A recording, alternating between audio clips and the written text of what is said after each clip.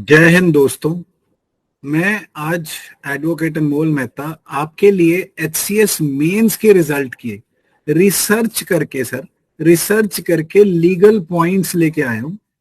Legal points जिनसे आपकी कोई भी इंसान जो इस रिजल्ट के खिलाफ कोर्ट में जा रहा है या फिर प्रोटेस्ट में जा रहा है उसके काम आएंगे। तो आप लोग प्लीज प्लीज इसे शेयर करना। इसमें मेरा कोई बेनिफिट नहीं है सर, आप ही लोगों का बेनिफिट है। तो इसके साथ हम लोग बात करने चलते हैं कि ये लीगली ही कैसे इसको ओवरटर्न कराया जा सकता है।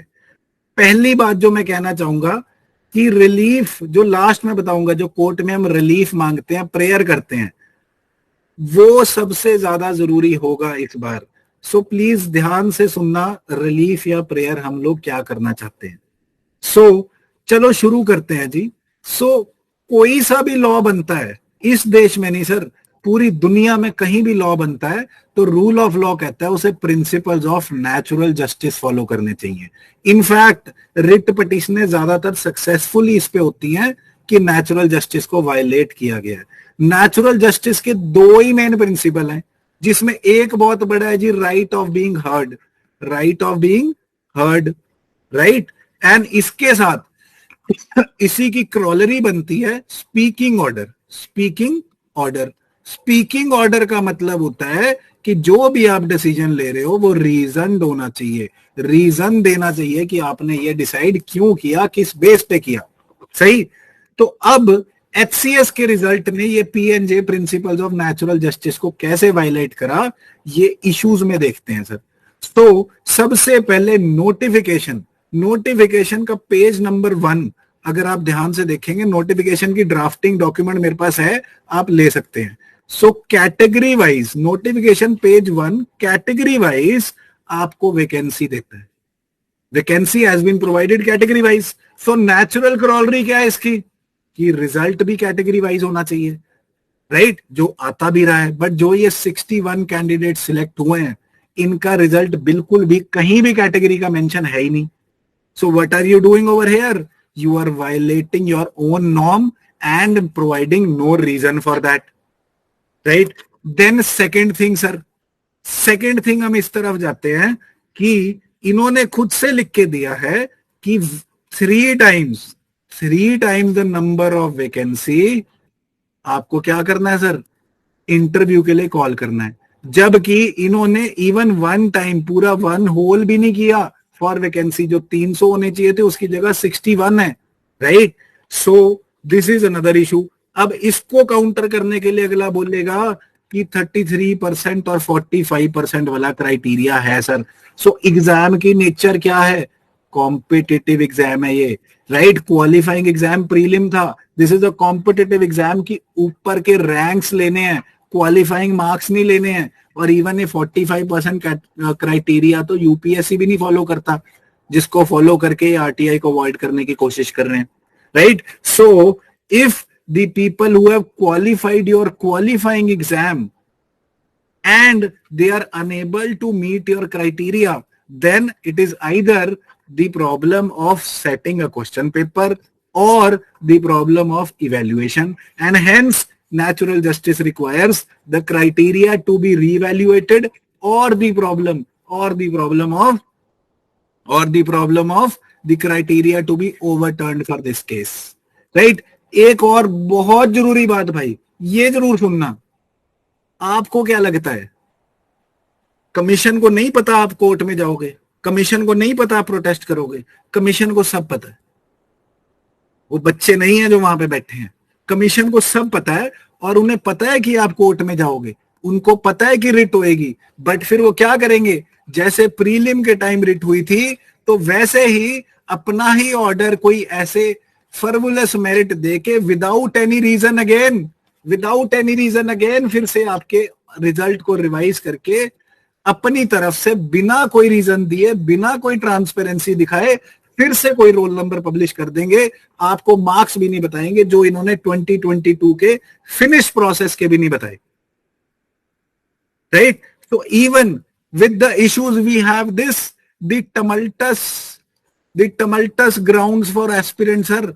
टमल्टस ग्राउंड्स फॉर एस्पिरेंट्स क्या कर रहे हैं ये, 2021 में प्रीलिम कराते हैं, फिर उसका रिजल्ट निकालते हैं, फिर उसे कैंसिल कर देते हैं, फिर उसके बाद दोबारा से प्रीलिम कराते हैं, फिर मेंस में इशू रिट्टे करा करू के रिजल्ट दे देते हैं, उसके मार्क्स ही नहीं देते। चलो आरटीआई में आपने बोल दिया आंसर शीट नहीं देंगे, बट जब प्रोसेस कंप्लीट हो गया तो उसके मार्क्स क्यों नहीं दे रहे? जो क्वालिफाइड नहीं भी हुआ, यूपीएससी भी सबके मार्क्स देता है सर, आप कौन है जो मार्क्स नहीं बता रहे? ऐसा क्या है आरटीआई के फॉर्मूले से रिप्लाई कर रहे हैं? You are a body which is liable to answer under RTI. Then उसके बाद सर अगला प्रोसेस करते हैं आप, प्रीलिम में रेपिटेटिव क्वेश्चंस डालते हैं, वो फिर एक और लिस्ट पेंडिस हो जाता है, केस हो जाता है, फिर उस पे आप नॉन ट्रांसपेरेंट तरीके से बिना रीजन के आप रिजल्ट दे देते हैं, फिर उसको रिवाइज करके ऐड कर देते हैं बंदे, एंड देन उसके बाद उन जो स्टूडेंट्स ऐड हुए होते हैं उनको एट पार टाइम नहीं देते। Again violation of principles of natural justice, right? तो इट इज नॉट दस दिस सिंगुलर मूवमेंट की मेंस का रिजल्ट गलत है। आप लोगों से मैं एक यही क्वेरी, यही रिक्वेस्ट चाहूंगा, यही रिक्वेस्ट करूंगा कि इसको इतना नैरो लेंस से मत देखो। अपनी पीढ़ी, अपने एस्पिरेंट्स और आने वाले एस्पिरेंट्स और पीछे बीत गए जिनके साथ इनजस्टिस हुआ है उनको भी देखो। सो इसके आगे हम रिलीफ सॉर्ट जो सबसे इंपॉर्टेंट है उसकी बात करेंगे। सबसे पहली रिलीफ सर 2021 से जो इनका कंडक्ट है, तब से आज तक कभी करप्शन केस हो रहा है, कभी प्रीलिम पे केस हो रहा है, कभी कुछ हो रहा है। सो सबसे पहली रिलीफ हमें ये नहीं मांगनी कि इस रिजल्ट को रिवाइज करो, क्वैश करो एक्सेट्रा। सबसे पहली रिलीफ हमें कोर्ट से यही मांगनी है कि this HPSC body has lost the confidence, of the aspirants. Sir aspirants का कॉन्फिडेंस ही नहीं रहा। इसका क्या प्रिंसिपल वायलेट हो रहा है? That justice should not only be done, should not, this is a legal principle sir, पल्ले से नहीं बोल रहा, पढ़ लेना, जो लॉयर होगा उसे पता होगा। that justice should not only be done, it should seem to have been done। Sir fairness का रूल है, again principle of natural justice, कि अब अगर ये बॉडी अपना रिजल्ट क्वैश करके रिवाइज भी कर देती है तो भी इसके पास वो मेरिट ही नहीं है कि ये ट्रांसपेरेंसी से और फेयरनेस से रिजल्ट ला पाए।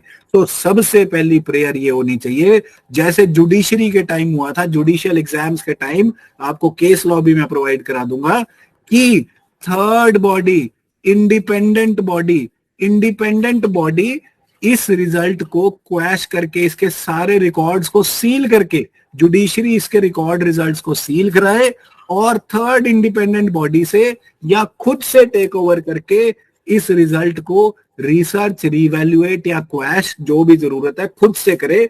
अब एचपीएससी को उसके कॉन्डक्ट के बाद मौका नहीं देना चाहिए कि फिर से वो बिना किसी रीजन के, बिना किसी कारण के, बिना किसी ट्रांसपेरेंसी को आपको रोल नंबर पब्लिश करके दे दे कि आप हो, आप नहीं हो, राइट? सो इसके साथ मैं एक और बहुत जरूरी बात बता रहा हूं सर, ये कल्ला कल्ला एस्पिरेंट जरूर सुनना, राइट? सो कोई भी एस्पिरेंट, कोई भी प्लीज अकेला एस्पिरेंट जरूर सुनना, कोई भी एस्पिरेंट जज्बाती होके इंडिविजुअल सूट मत करना, कल्ले जाके मत बोलना कि मेरा रोल नंबर फलाना फलाना है जी, मैं नहीं पास हुआ, मुझे मार्क्स बताओ, या मैं पास हुआ बताओ, मेरी क्या गलती है। सो कल्ला एस्पिरेंट कभी भी सूट मत करना, नहीं तो आप इंटरव्यू स्टेज में या कल को किसी और स्टेज में सिंगल आउट हो जाओगे।